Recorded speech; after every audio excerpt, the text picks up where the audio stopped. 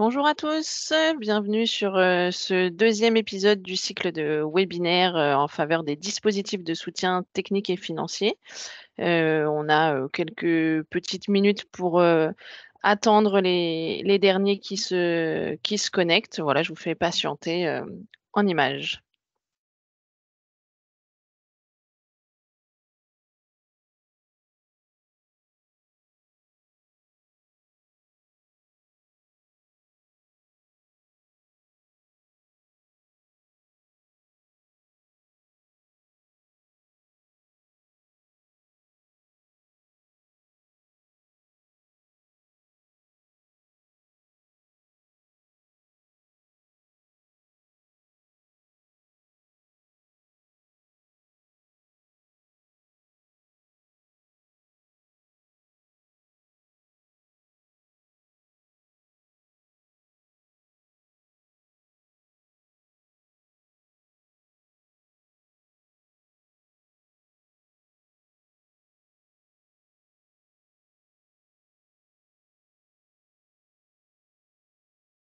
Et rebonjour, donc Claire Wex, écologue et chargée d'études au sein de l'Agence régionale de la biodiversité en Île-de-France. Aujourd'hui, à l'animation de ce deuxième épisode du cycle de webinaire dispositifs de soutien technique et financier en faveur de la nature et de la biodiversité en Île-de-France. Donc pour rappel, c'est un cycle de webinaire qu'on vous propose en 4 épisodes sur l'année 2023. On est aujourd'hui sur ce deuxième volet relatif à l'eau et les milieux aquatiques. Donc, pour ce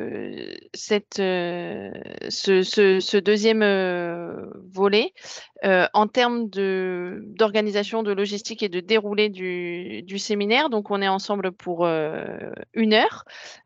Vous avez donc dans l'outil de visioconférence un onglet chat, donc qui est un fil de discussion et qui sert à inscrire donc vos échanges entre participants, et un second onglet de Q&A, donc pour poser vos questions aux intervenants. Et je m'en ferai le relais à l'issue de leur présentation. D'ores et déjà, sachez que un replay sera disponible sous quelques jours sur la page internet dédiée à l'événement, ainsi que seront mis à disposition donc les supports de présentation de nos intervenants de ce matin. Sans plus attendre, je vous présente donc nos 2 intervenants de cette heure pour ce webinaire eau et milieux aquatiques. Donc, nous aurons une intervention dans un premier temps de Jean-Baptiste Révillon, chef du service Marne, Seine et Essonne au sein de l'Agence de l'eau Seine-Normandie. Et s'en suivra une seconde présentation donc de Hugo Annest, chef du service nature et biodiversité au sein du Conseil régional Île-de-France, agence de l'eau et conseil régional, deux partenaires incontournables dans le soutien technique et financier des projets en faveur de la préservation, de la protection, de la restauration, de la renaturation de l'eau et des milieux aquatiques. Sans plus, enfin, voilà, je vais couper pour ma part le partage de connexion pour laisser la place donc à Jean-Baptiste, que j'invite à ouvrir sa caméra et son micro. Et je vous retrouve à la suite de sa présentation. Bonjour à tous, je crois que ma caméra est déjà ouverte. Est-ce que vous me voyez? Tout à fait.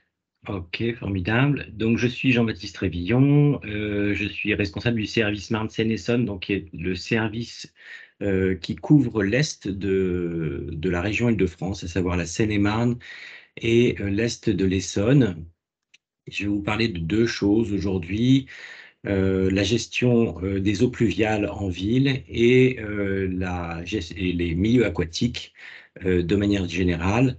Donc, je ne parle pas que pour le compte de mon service, mais bien sûr pour le compte de toute l'agence et notamment de son programme d'intervention, à savoir des aides que l'agence peut apporter dans le cadre de ces 2 thématiques, et sur quels enjeux et quels diagnostics on se base.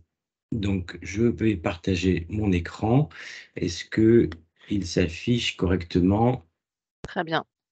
Ok, très bien. Alors, je vois qu'il y a encore des arrivants.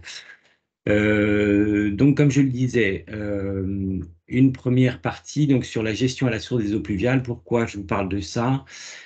Parce que c'est un enjeu sur le bassin et sur la région Île-de-France, à savoir que c'est un enjeu en termes de pression polluante sur les milieux aquatiques, puisqu'on voit que les déversements des réseaux d'eau usée dus au ruissellement des eaux pluviales représentent une pression importante sur les milieux aquatiques, et c'est à ce titre-là que l'agence intervient, puisque comme vous le savez sans doute, l'agence et son existence vient de la réduction des pollutions dans les milieux aquatiques. C'est à ce titre-là qu'elle perçoit des redevances pour la réduction de ces pressions-là. Et donc, auparavant, on était focalisé sur des pressions ponctuelles.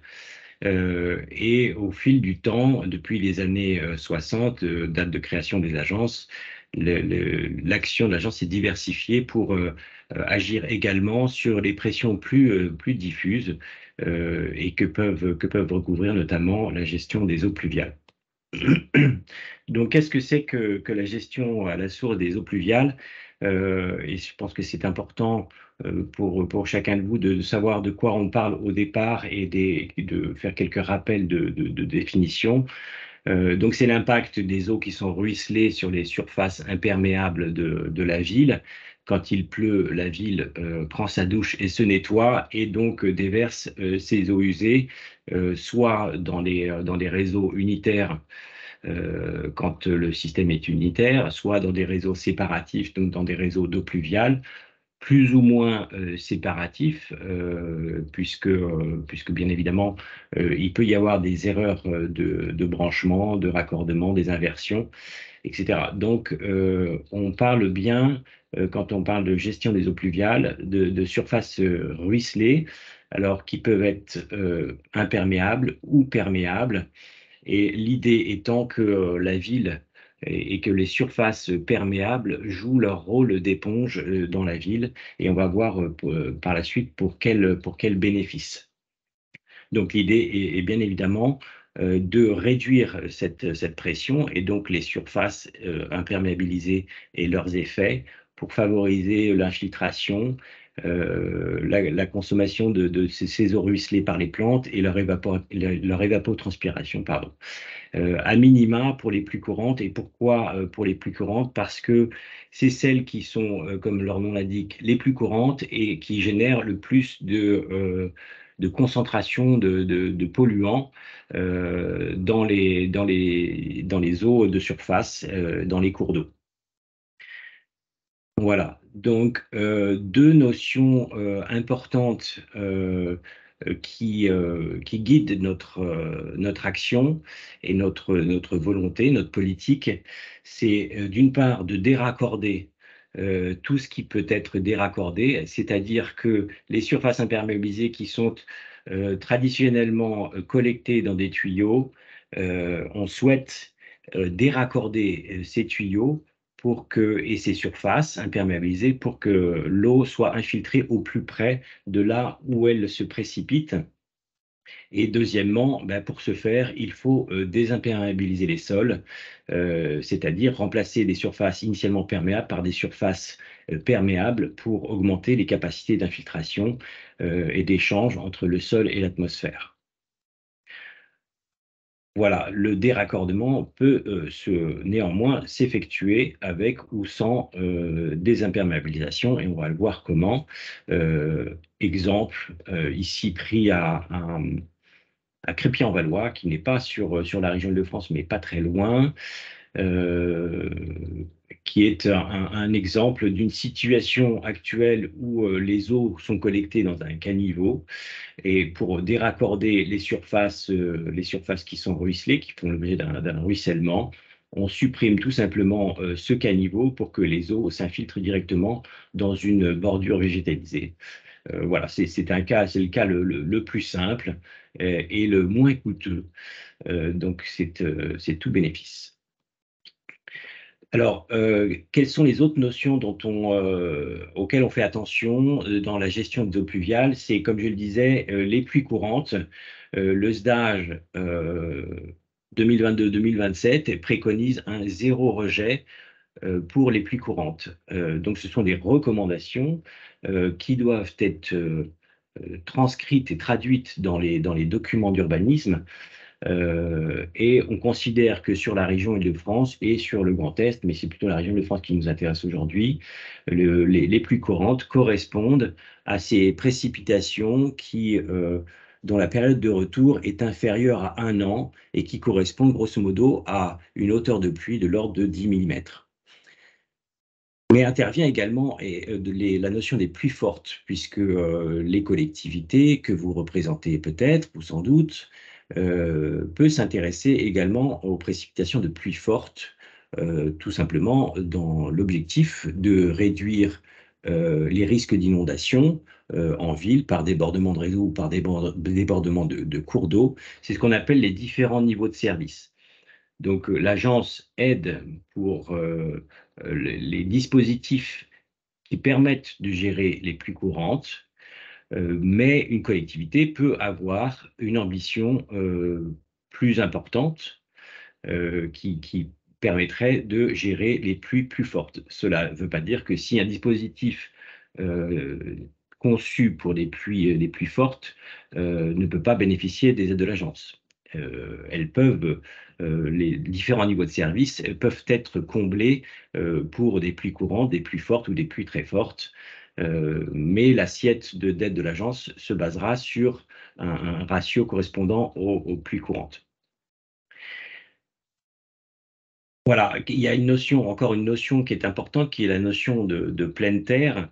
Les aides de l'agence interviennent quand on modifie la ville existante, et quand on permet, si vous voulez, d'infiltrer plus d'eau pluviale, à savoir soit de gérer toutes les eaux pluviales issues du ruissellement dans des dispositifs d'infiltration, ou de désimperméabiliser, c'est-à-dire que la désimperméabilisation est plus importante, ou la perméabilité du sol est plus importante après le projet qu'avant.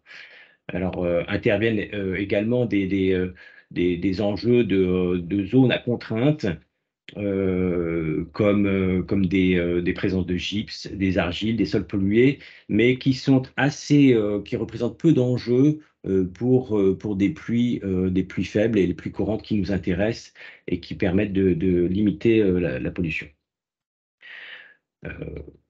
Voilà. Donc les enjeux de la gestion à la source des pluies sont en lien avec, bien évidemment, l'adaptation au changement climatique. Ils concernent la qualité des eaux, la préservation des milieux aquatiques et de leur biodiversité. La qualité des eaux également en vue de la consommation humaine.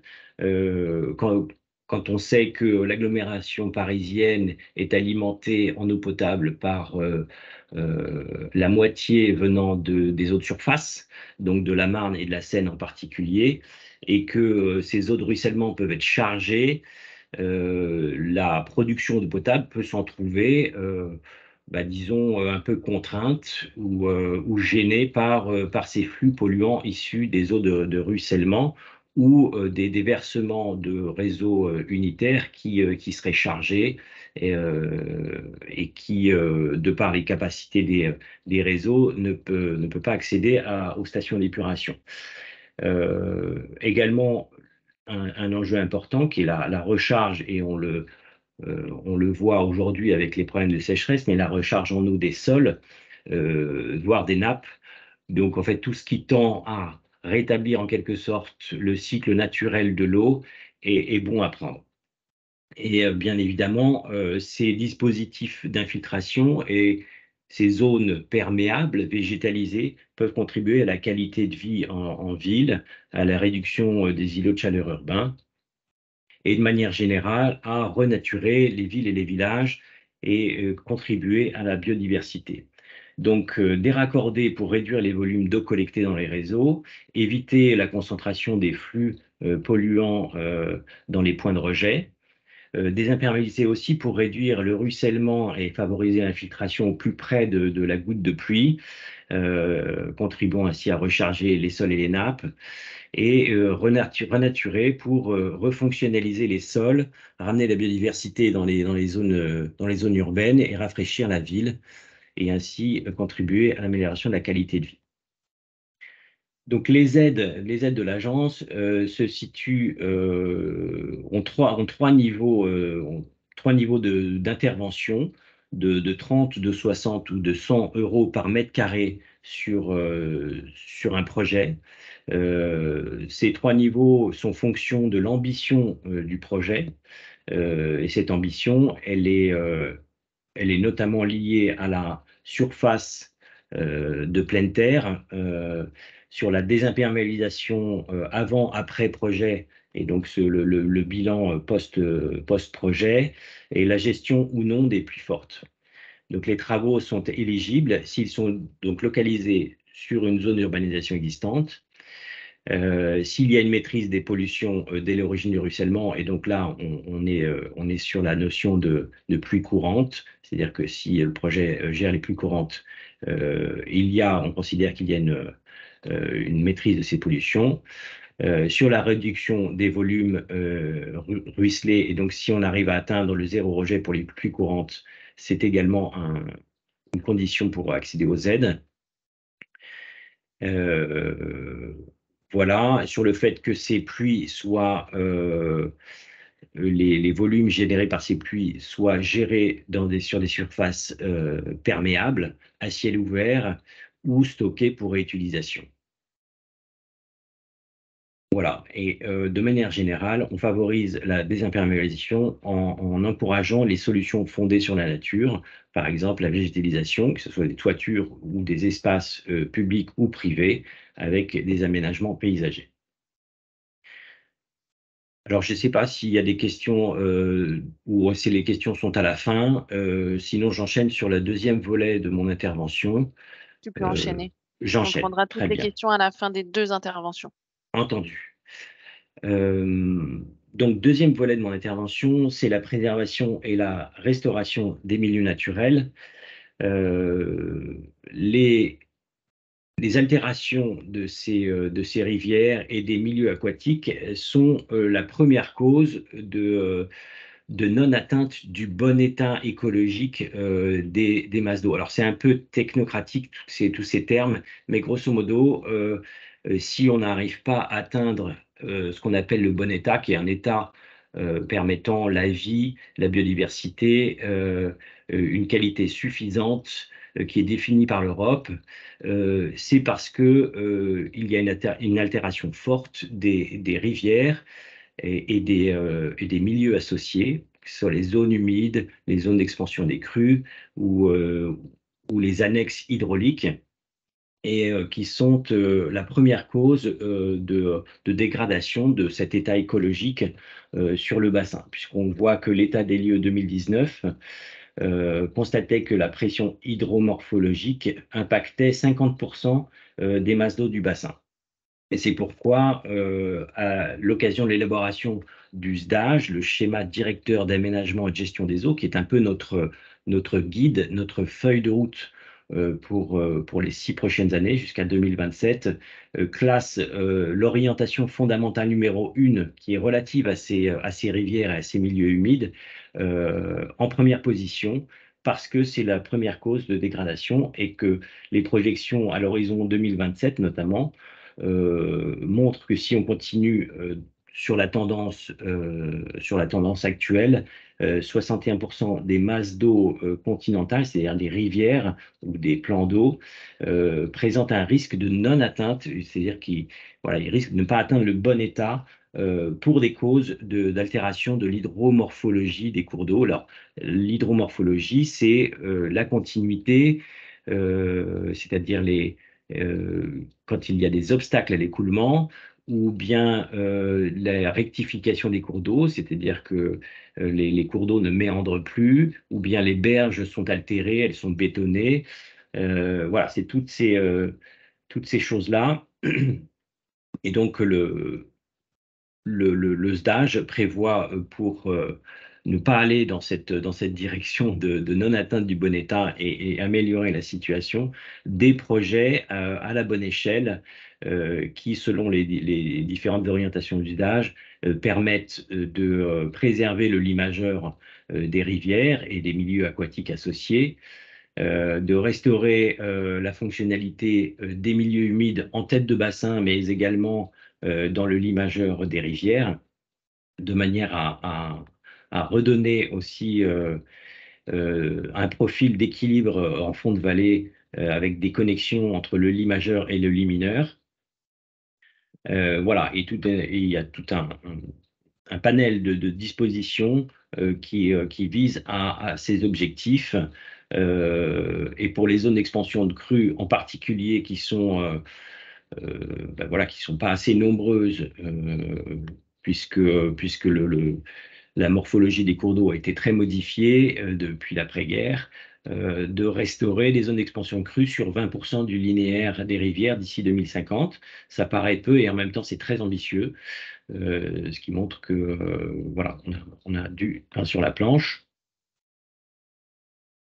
J'ai parlé des zones humides, j'ai évoqué la continuité écologique, donc c'est le fait de supprimer des obstacles à l'écoulement qui n'ont plus d'usage fonctionnel et qui permettent la migration amont-aval et aval-amont des différentes espèces et que ce soit piscicole, mais toutes les espèces aquatiques sur l'ensemble du bassin. Et donc là, vous voyez une carte qui montre la pression qui s'exerce sur les cours d'eau du bassin, qu'elle soit forte, moyenne ou faible.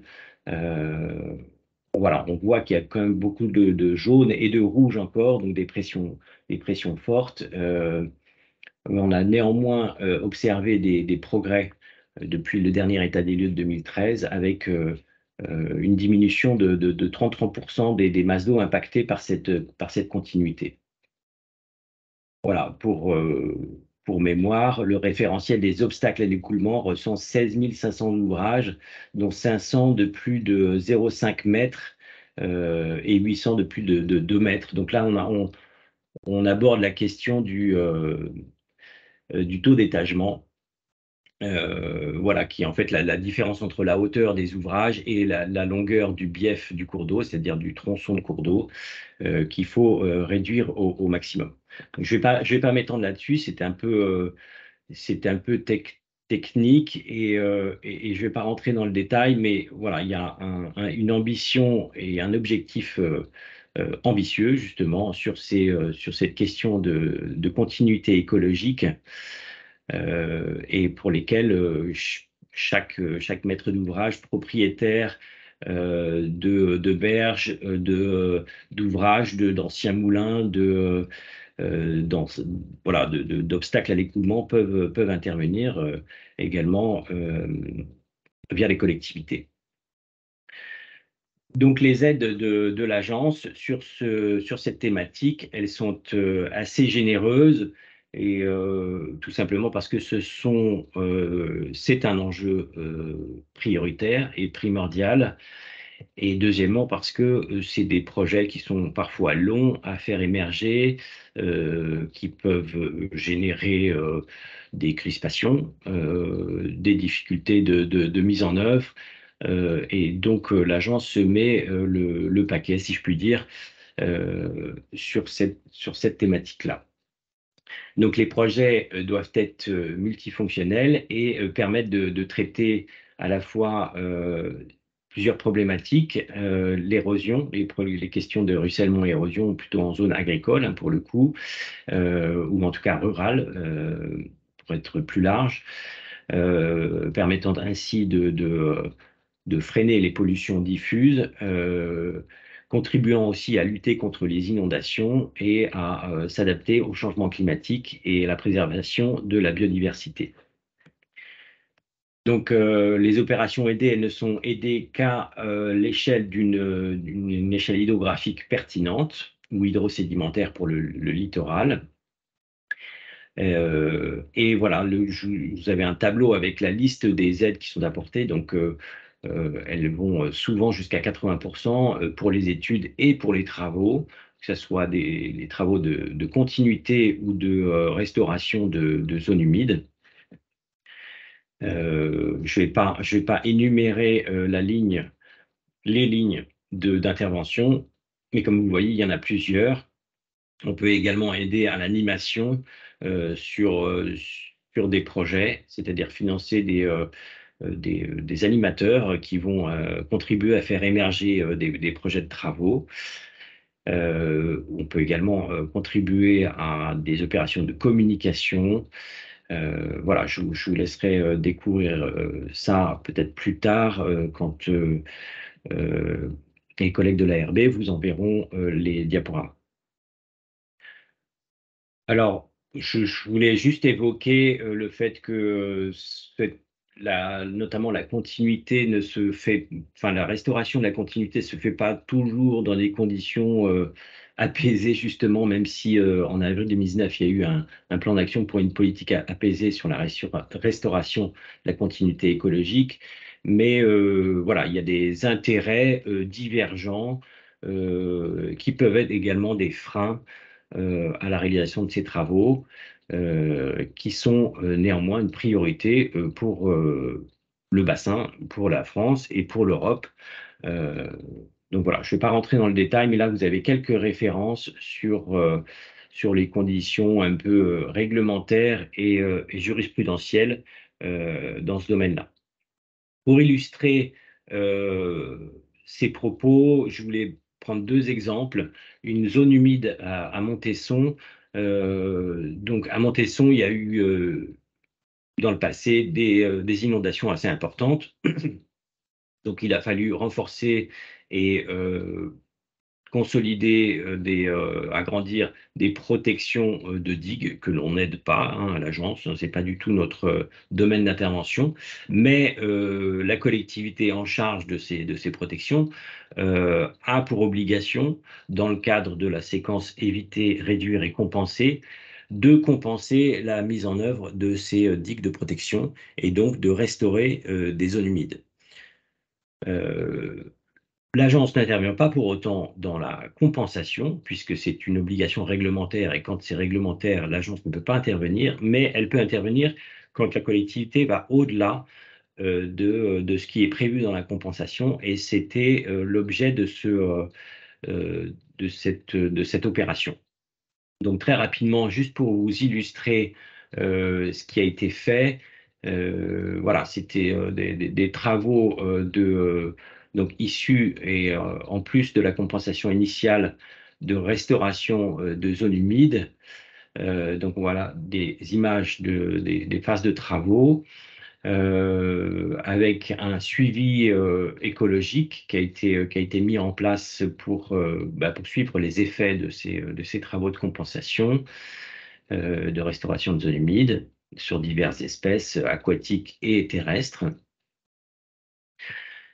Et je voulais également vous présenter ce projet de Soignes-en-Brie en Seine-et-Marne qui avait pour objectif de supprimer des obstacles à l'écoulement.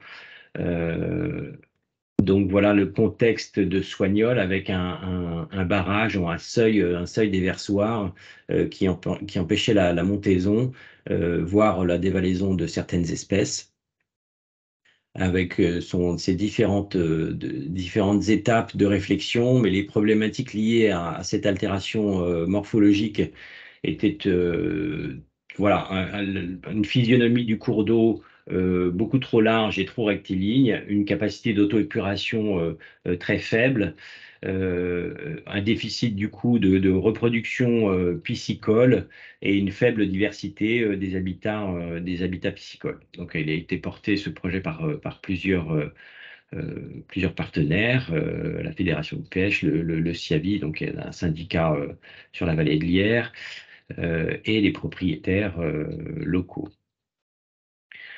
Voilà, il y avait plusieurs ouvrages et plusieurs tronçons qui étaient concernés. Il y a eu un accompagnement de maîtrise d'œuvre sur les études de réflexion amont, un suivi des espèces initiales pour mesurer le bénéfice de ces travaux in fine. Voilà, avec des représentations des différentes capacités de l'imageur à accueillir une expansion de crue euh, voilà, je vais passer un petit peu vite. C'est notamment toutes ces représentations graphiques et la mise en évidence des parcelles concernées ont permis justement de faire ce travail de concertation qui est un travail essentiel et incontournable pour, pour convaincre et pour embarquer l'ensemble des parties prenantes de ce projet. Donc, vous voyez, là, elle a duré à peu près 2 ans, hein, cette concertation. Donc, c'est pas négligeable. C'est pour ça que voilà, c'est des projets qui sont assez longs et qu'on encourage financièrement de manière assez large. Voilà, donc là on voit le résultat un peu de travaux avant-après, même si c'est juste après. Donc on voit que les berges ont été retalutées, c'est-à-dire qu'elles sont plus douces. L'ouvrage de déversement a été supprimé. Donc on voit rien que sur ces photos-là il y a une accélération du courant, il y a des enrochements qui ont été mis en place pour créer des zones de vitesse du courant, favorisant ainsi l'oxygénation du cours d'eau. Une autre photo avant-après sur un autre tronçon. Voilà, là on voit qu'il y a eu il devait y avoir peut-être des animaux en package à l'origine qui devaient créer éventuellement des pollutions. Donc là, on a mis des protections pour que les animaux n'aillent pas dans la rivière. Voilà encore une autre illustration. On voit hein, le reprofilage de la berge beaucoup moins abrupt que sur la photo initiale. Voilà encore une autre photo avant-après d'un autre tronçon. Et voilà, je crois que j'ai terminé. Et comme j'ai pas mis beaucoup d'illustrations sur la gestion alternative des eaux pluviales, je voulais en mettre à la fin avec différentes réalisations que l'agence a financées sur des parkings avec des nœuds d'infiltration, des parkings perméables, des nœuds d'infiltration le long de voiries, des parcs inondables, en Canoisy-le-Grand ici, des chaussées drainantes avec des nœuds ou encore des fosses d'arbres. euh, des fosses d'arbres qui permettent d'infiltrer les eaux qui sont ruisselées sur les surfaces perméables ou encore voilà, des jardins.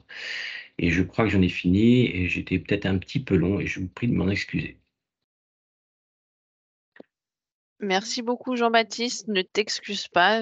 La qualité de ton intervention justifie le temps nécessaire pour exposer à la fois donc cet outil de soutien, ces exemples aussi qui sont, je pense, relativement inspirants pour nos participants. Et c'est là aussi ce qu'on va chercher dans l'organisation de ces webinaires. Je te propose donc qu'on passe à l'intervention d'Hugo pour les dispositifs d'aide portés par le conseil régional, et on fera en format un petit peu tour de table le tour des questions à la suite de vos deux interventions. Donc d'ores et déjà, ben, Hugo, je t'invite à partager ton écran. Je coupe mon micro ainsi que ma caméra et je te laisse la parole.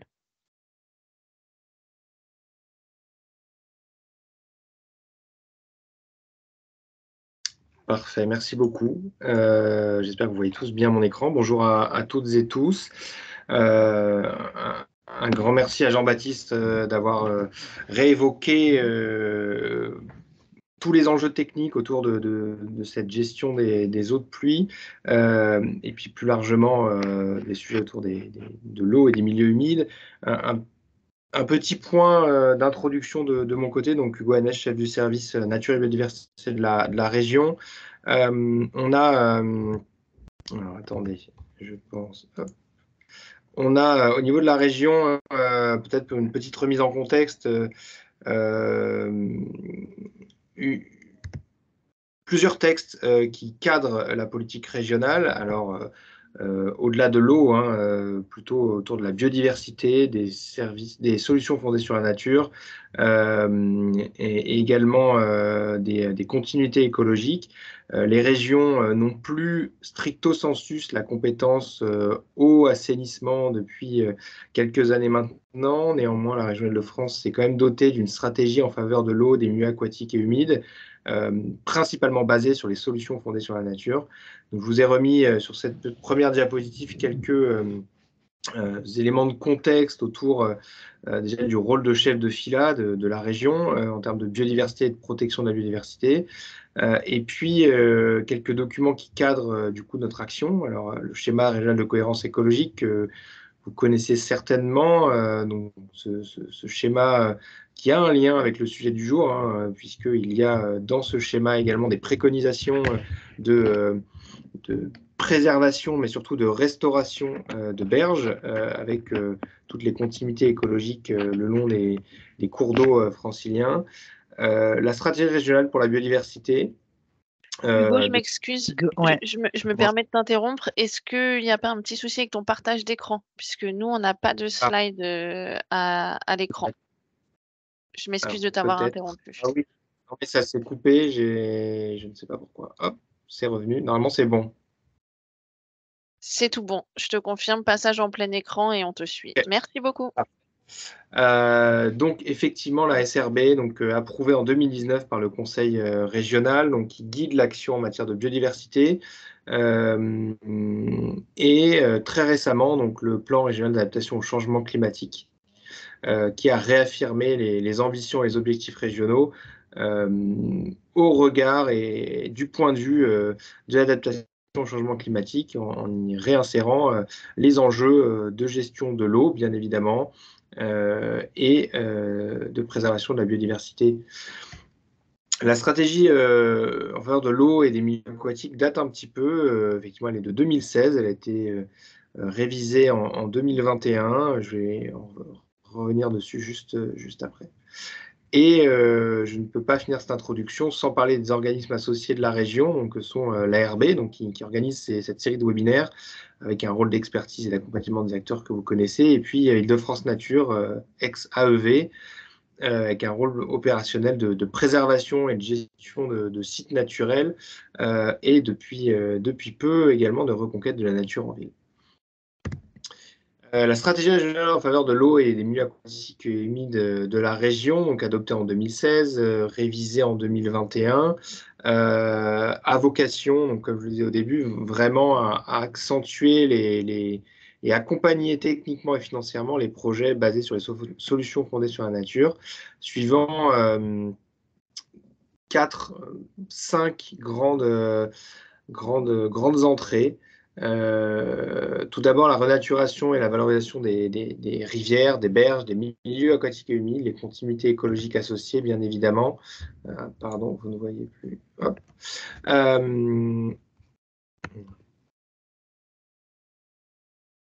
Hop, ça s'est recoupé. Je m'en excuse. Je ne sais pas pourquoi. Hop. Les aléas du direct, pas de problème. On est bon. Donc, principalement, ici, on accompagne des projets en lien avec de la restauration de milieux, donc zones humides, mais également de zones d'expansion de crues, la renaturation de berges, dans cette optique de restaurer les continuités écologiques. On a donc cette première entrée très préservation-restauration des milieux. Une deuxième entrée qui fait écho à la présentation qu'on a eue en première partie sur la maîtrise des ruissellements et toutes les actions de désimperméabilisation des sols et leur végétalisation. Ici, on va accompagner des projets de noues végétalisés, on va accompagner des projets de désimperméabilisation plus largement de zones artificialisées. L'idée de cet item est de travailler sur les sols avec des actions de désimperméabilisation et de végétalisation pour de la renaturation, dans l'optique de maîtriser les eaux de pluie et les ruissellements. On a également une action d'accompagnement sur des projets d'utilisation d'eau pluviale et de stockage d'eau pluviale. Donc on accompagne, je reviendrai après sur les aspects un peu plus administratifs, mais on accompagne les porteurs de projets sur la mise en œuvre de récupérateurs d'eau de pluie à destination de l'arrosage, en tout cas en substitution de l'eau potable, arrosage ou sanitaire. Et puis, je l'évoquais un petit peu plus tôt, mais la maîtrise effectivement des risques d'inondation par les solutions fondées sur la nature, donc zone d'expansion de crues, autres solutions et de préservation, restauration de milieux naturels en lisière de berges ou de rivières.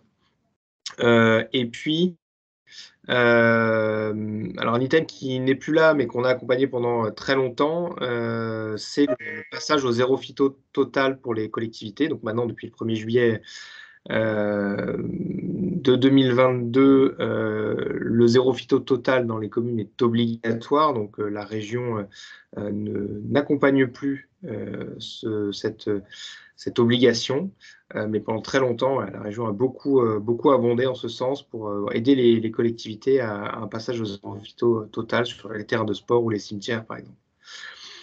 Et puis un dernier item qui est la promotion et le soutien en fonctionnement pour l'animation des contrats tram verte et bleu ou anciens contrats de bassin pour ceux qui connaissaient.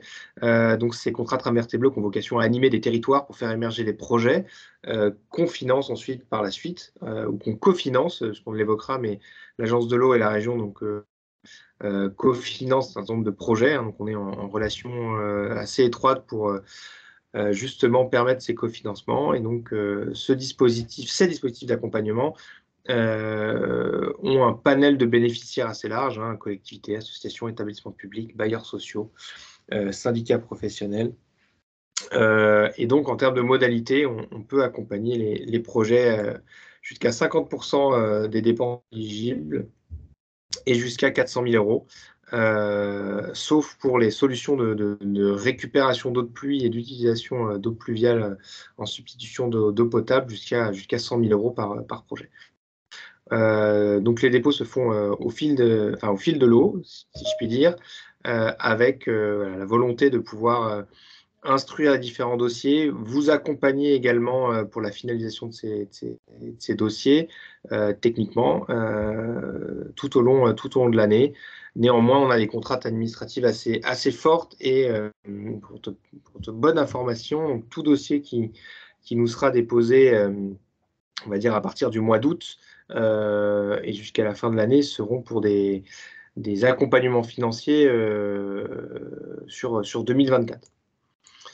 Voilà, quelques petits chiffres sur cette stratégie qui permet d'accompagner donc 6 contrats à tram verte et bleu, donc sur la Bièvre, la Seine centrale urbaine, Marne-Aval, l'Orge, la Juine et l'Yerre, donc sur des grands périmètres sur le territoire. Et puis voilà, quelques chiffres sur les aides depuis 2016 et plus de 37 km de berges renaturées. Donc c'est vraiment un objectif important pour la région, la renaturation des berges, ainsi que la désimperméabilisation, puisque la région s'est fixé un objectif jusqu'à 2030 de 5000 hectares de désimperméabilisation sur le territoire. Un autre dispositif qui a un lien peut-être un peu moins étroit, c'est le dispositif de création d'îlots de fraîcheur sur les territoires franciliens. Donc ce dispositif est multiple, c'est-à-dire qu'il nous permet d'accompagner des porteurs de projets dans la création d'îlots de fraîcheur en ville. Donc là, on touche plutôt à de la végétalisation des villes avec la désimperméabilisation. L'idée étant de pouvoir contrecarrer les effets d'îlots de chaleur urbains via des solutions fondées sur la nature. Donc, on a différentes typologies de projets qu'on peut accompagner. Donc, des cours d'école, bien évidemment, avec les notions de cours oasis. On s'attache beaucoup sur ces cours oasis à la gestion de l'eau pour qu'elle soit bien prise en compte sur les différents projets. On peut accompagner aussi la végétalisation et la renaturation de parvis communaux, de places publiques, de parkings, donc un peu à l'image de ce que vous a été présenté par l'Agence de l'eau juste avant. On a ce panel de projets possibles dans notre dispositif. Et puis, dans une optique, alors un peu moins de création de fraîcheur, mais un peu plus dans la gestion des eaux de pluie, donc le soutien à la création de toitures végétalisées, intensives et semi-intensives. Donc, on se base pour ce dispositif principalement sur les recommandations de la dernière publication sur le sujet de l'ARB. Alors, peut-être que Claire, tu pourras la remettre aussi dans les pièces et documents à transmettre. Donc sur ces projets de création de toiture végétalisée. L'aide sur ces projets, donc à hauteur de 250 000 € maximum. On peut également aider sur les études préopérationnelles et du coup jusqu'à 60% du montant des dépenses éligibles en zone d'effet d'îlot de chaleur moyen à très fort et 50% pour les autres. Idem, le dépôt se fait en continu et sur la plateforme régionale Mes Démarches. Voilà. Un petit exemple d'une plaquette qu'on a fait pour illustrer un petit peu les attendus autour de ces îlots de fraîcheur et principalement sur les cours d'école pour illustrer un petit peu le champ des possibles. L'idée étant évidemment de concilier les usages sur ces îlots de fraîcheur, donc d'avoir à la fois de la végétalisation, de la désimperméabilisation, mais aussi quand même de garder en tête les usages on va dire obligatoires sur ce type de site, tout en ayant une approche très stricte sur la gestion des eaux de pluie sur les surfaces restant imperméabilisées et la déconnexion au réseau. Voilà, quelques images d'exemples de cours d'école sur Paris et d'autres sites. Voilà très rapidement deux important que vous ayez en tête si vous voulez être accompagné par la région, que ce soit techniquement ou financièrement. Donc sur l'eau et les milieux aquatiques, autres @ile-de-france.fr et donc sur tout ce qui concerne les îlots de fraîcheur, biodiversité @ile-de-france.fr. Et donc les dépôts se font sur la plateforme mesdémarches.ile-de-france.fr et un peu à l'image de ce qu'a présenté l'Agence de l'eau, il est important que les dépôts soient faits avant le début des travaux. Donc c'est pour ça qu'on vous invite à nous contacter le plus tôt possible pour éviter tout problème et puis vous accompagner également dans la définition de votre projet et la complétude des différents mémoires techniques et des attendus et conditionnalités que nous avons dans nos règlements d'intervention. Voilà pour moi. Je vais peut-être arrêter ma présentation. Claire, te relaisser la main pour voir les questions. Merci beaucoup Hugo. Alors je me permets donc d'inviter nos participants à poser leurs questions par écrit pour que je puisse m'en faire le relais. Moi j'en ai une tout de suite, alors c'est pas vraiment une question. Si l'un comme l'autre, Jean-Baptiste, je t'invite aussi à rallumer ta caméra pour qu'on puisse être un petit peu dans la configuration tour d'écran. Si l'un comme l'autre en transition là, toute faite avec, ce qu'Hugo tu commençais à aborder sur la fin de ta présentation. On a vu et vous avez, dans vos diaporamas, bien détaillé les taux d'aide, les aspects financiers du soutien que vos 2 structures peuvent proposer pour nos porteurs de projets sur du coup leurs actions en matière de gestion, préservation, restauration de l'eau et des milieux aquatiques. Est-ce qu'on pourrait ensemble, chacun à votre tour, définir ou un petit peu illustrer l'accompagnement plus technique, l'accompagnement en ingénierie aussi que vos structures et que vos collègues, peuvent proposer à nos porteurs de projets? Puisque c'est aussi, on le sait, et moi, étant en contact avec des collectivités, dans mon quotidien, c'est un élément déclenchant, dans les projets. Donc, enfin voilà, vous prenez la parole l'un après l'autre. Peut-être Jean-Baptiste pour revenir sur l'accompagnement technique proposé par l'agence, puis Hugo. Merci. Alors, oui, il y a différentes formes d'accompagnement, mais grosso modo, les premiers accompagnateurs techniques et conseillers, ce sont les chargés d'opération qui sont dans mon équipe et dans les équipes de mes collègues. Néanmoins, pour ce qui me concerne, dans mon équipe, ils sont une dizaine. Et sur un territoire qui est assez vaste, hein, toute la Seine-et-Marne, et puis l'est de l'Essonne, donc ils peuvent pas être sur tous les projets.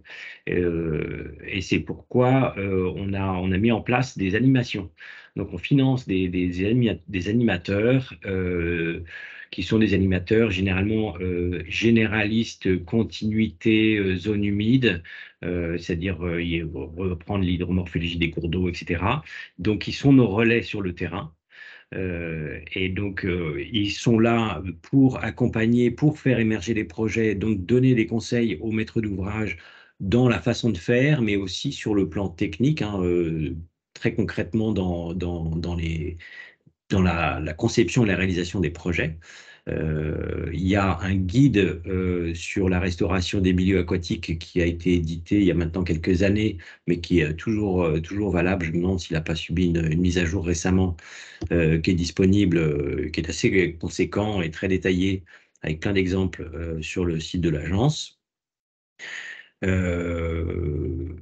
Voilà, après, on a des partenaires type Conservatoire des espaces naturels qui peuvent être aussi des relais et des compléments de conseillers techniques, hein, sur le terrain, ou bien les agents du conseil départemental de Seine-et-Marne pour le coup.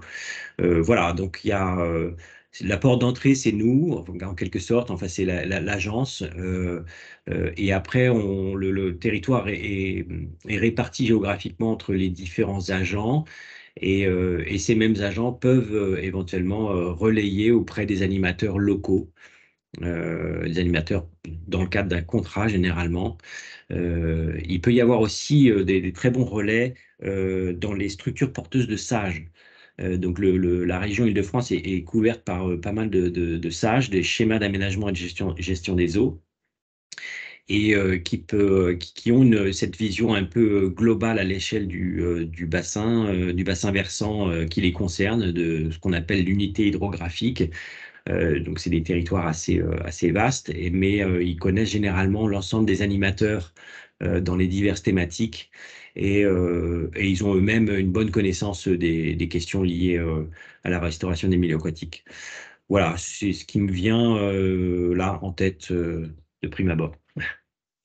Je te remercie. J'entends par là quand même qu'il y a, un certain nombre d'effectifs et de moyens humains disponibles pour vraiment accompagner, les porteurs de projets, que peuvent être les collectivités, ou toute autre structure à compétence, gestion des milieux aquatiques et préservation des inondations. Donc, il faut vraiment pas se priver, de mobiliser cette ingénierie disponible. Je te laisse compléter Hugo pour, Ok. l'offre d'accompagnement, de la région.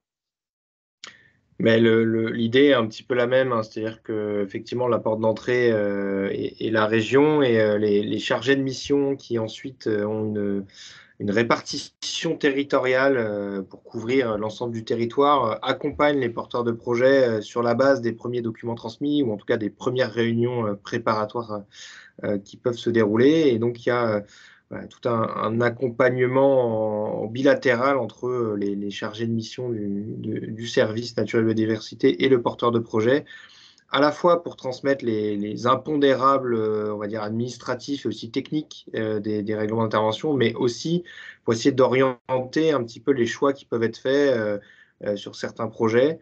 Alors parfois des choix qui dépassent le technique, hein, qui sont aussi des contraintes de faisabilité, mais en tout cas pour essayer d'orienter au mieux la manière de formaliser les choses dans les pièces techniques qui sont demandées pour instruire in fine la demande de subvention. Merci Hugo. Ça me fait écho du coup à une question qui a été posée sur les possibilités de cofinancement entre l'agence et la région Île-de-France. Donc Hugo y a répondu en ligne en disant que c'est quelque chose qui est tout à fait envisageable. Est-ce que l'un comme l'autre, vous pouvez nous faire part du fonctionnement? C'est-à-dire qu'en termes de calendrier, avec des instances particulières qui sont propres à chacune de vos structures, un porteur de projet se doit ou a la possibilité de ne déposer qu'un dossier unique auprès d'une structure. Enfin voilà, comment ça s'organise pour le porteur de projet en recherche de ce cofinancement?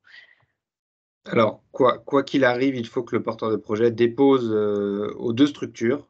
Alors déjà parce que les contraintes administratives ne sont pas forcément les mêmes, les calendriers ne sont pas forcément les mêmes non plus. Néanmoins, on a une instance, on va dire un petit peu statutaire qui existe, qui est le comité des financeurs, où les différents financeurs régionaux sont présents et où on partage de l'information sur les différents projets reçus ou dans les cartons dont on a connaissance, ce qui permet un peu de croiser tout cela.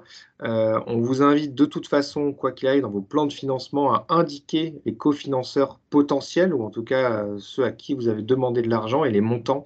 C'est hyper important parce que oui, les cofinancements sont possibles, néanmoins, la loi nous impose un taux de cofinancement maximum de fonds publics, en tout cas pour les collectivités. Donc c'est important qu'on puisse très tôt avoir connaissance des demandes que vous avez faites pour s'ajuster entre l'agence et la région. Et puis peut-être que parfois l'agence ira déjà au taquet des financements publics ou à l'inverse la région. Donc voilà, tout ça doit s'ajuster. Et puis on a des relations en tout cas entre région et agence de l'eau, même en bilatéral, en dehors de ces instances statutaires, pour avoir des confirmations mutuelles des financements attribués et pour ajuster les subventions des uns et des autres. J'ai pas grand-chose à ajouter. Je pense que Hugo a tout dit. Voilà, et puis de manière très concrète, les dépôts des demandes se font pour l'agence, en tout cas sur démarche simplifiée, démarchesimplifiée.fr. Et puis, il y a sur le site de l'agence, vos interlocuteurs, j'étais en train de regarder là, il y a les coordonnées des directions territoriales, notamment la direction Seine-Francilienne. Et vous pouvez également poser des questions par mail qui nous redescendent via la boîte mail générique, qui nous redescendent en fonction de la demande et de la personne qui demande où elle se trouve et quel territoire elle recouvre. Donc voilà, et puis il y a également les formulaires d'aide, donc vous pourrez voir un peu ce qui est requis dans les dossiers de demande d'aide. Voilà, c'est tout. Merci. Jean-Baptiste et Hugo, une question. Alors, je crois qu'il y avait déjà des éléments de réponse dans vos supports de présentation, mais c'est aussi tout l'intérêt d'avoir ces discussions derrière. Des interrogations relatives aux bénéficiaires de vos aides. On parle de porteurs de projets, mais derrière, qui peut réellement être éligible à ce soutien financier? La question précisément cherchait à savoir si les associations, outre les collectivités territoriales, étaient éligibles à vos dispositifs. Vas-y Hugo, je t'en prie. Oui, donc les associations, en tout cas côté région, sont bien éligibles. Néanmoins, il y a un sujet sur la propriété, en tout cas l'accord du ou des propriétaires pour les associations de réaliser les projets. C'est-à-dire que si l'association n'est pas propriétaire du site sur lequel elle intervient, il faut un accord explicite du propriétaire, une collectivité ou peu importe, afin que le projet puisse être réalisé. Donc c'est la petite subtilité, mais les associations sont bien éligibles. Et il y a une question juste en dessous, je m'en permets, sur les TPE-PME. Donc effectivement, sur le dispositif uniquement création d'îlots de fraîcheur, les TPE-PME sont bien éligibles, les démarches sont les mêmes que les autres demandeurs. Il y a des petites subtilités sur les pièces à fournir, mais tout ça est précisé dans les règlements d'intervention qu'on transmettra via Claire. Voilà, non, mais en fait, il n'y a pas de. Pour l'agence, il n'y a il n'y a aucun organisme qui soit exclu du dispositif d'aide, mais effectivement, il y a un encadrement communautaire voilà, pour les entreprises. Mais ça, c'est bien expliqué dans le programme. Et voilà, les associations aussi peuvent être destinataires des aides, notamment pour les actions de communication, de sensibilisation, de portage de classes d'eau, ce qu'on appelle les classes d'eau. Voilà, il y a voilà, tous les maîtres d'ouvrage, quels qu'ils soient, quel que soit leur statut, sont éligibles aux aides. Alors, les petits bémols, on n'intervient pas directement auprès des particuliers. Il faut notamment, je pense, à la déconnexion des eaux pluviales, s'il y a des projets de déconnexion pour réutilisation, par exemple, et donc équipement de cuves de stockage. On ne peut pas intervenir parce que d'abord, on n'a pas les effectifs pour gérer chacun des dossiers de particuliers. Et dans ce cas, il faut que ce soit la collectivité qui soit porteuse d'opérations groupées ou qu'elle ait une convention de mandat des particuliers pour intervenir en domaine privé.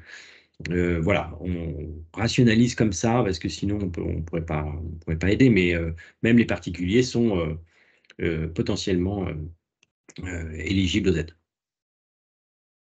Merci pour ces précisions. Alors, je vois que le temps passe, mais encore une petite question néanmoins très intéressante et beaucoup plus technique sur les questions de désimperméabilisation et du traitement notamment des risques de pollution, précisément du risque de pollution des hydrocarbures. La question porte sur les prérequis, si je la transcris bien, les exigences en termes de traitement des hydrocarbures dans le cadre de la désimperméabilisation ou de la création de parkings, de places de stationnement qui soient perméables.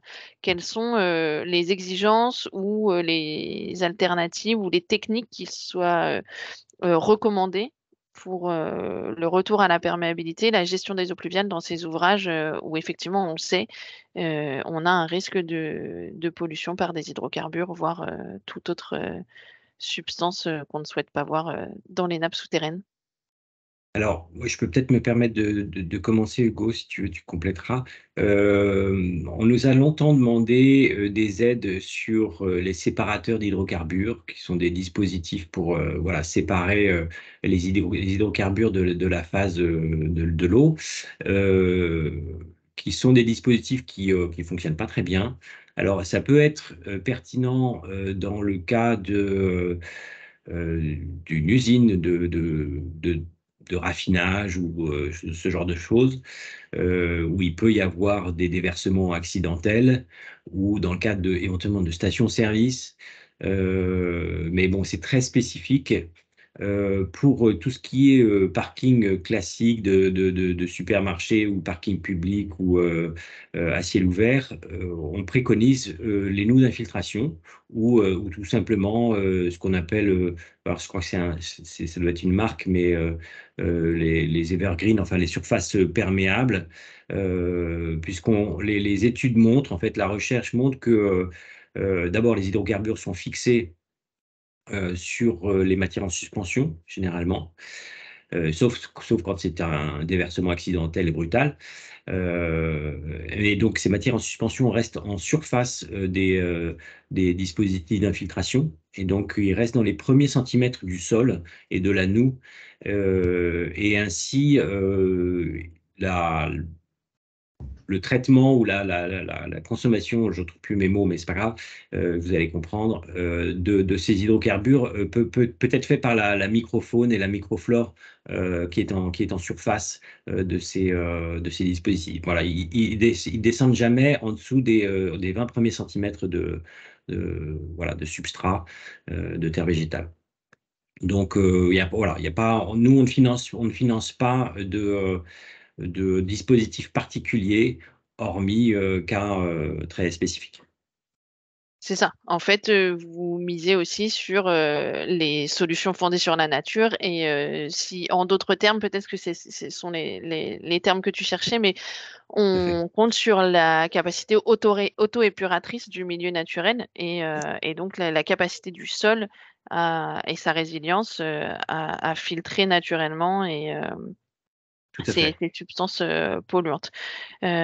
Super. Merci beaucoup, Hugo. Je ne sais pas si. Non, rien à ajouter de plus que Jean-Baptiste, hein. Même constat chez nous. Très bien. Je vous remercie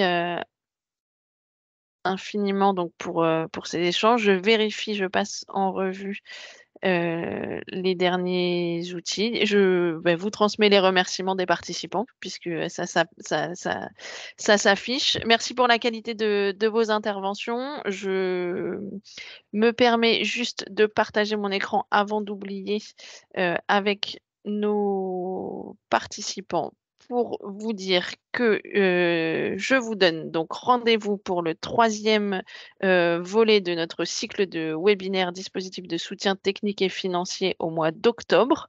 La date vous sera précisée à la rentrée, qui portera sur l'amélioration, l'acquisition des connaissances en faveur de la nature et de la biodiversité. Donc toutes les études diagnostic, inventaire écologique, atlas de la biodiversité communale, qui du coup nous permettent et vous permettre de mieux connaître vos territoires et la biodiversité ordinaire et remarquable associée pour mieux la protéger, mieux la comprendre, mieux la restaurée.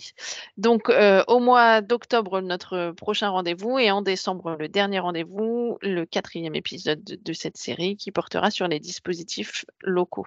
Sur ce, eh ben, écoutez, il me reste à remercier encore une dernière fois nos intervenants, à remercier tous les participants au webinaire, à vous souhaiter un bon appétit et puis peut-être un petit peu en avance, mais en tout cas un bel été si on ne se recroise pas d'ici là et on se retrouve à la rentrée pour de nouvelles aventures autour de ces dispositifs de soutien technique, financier et surtout de la biodiversité.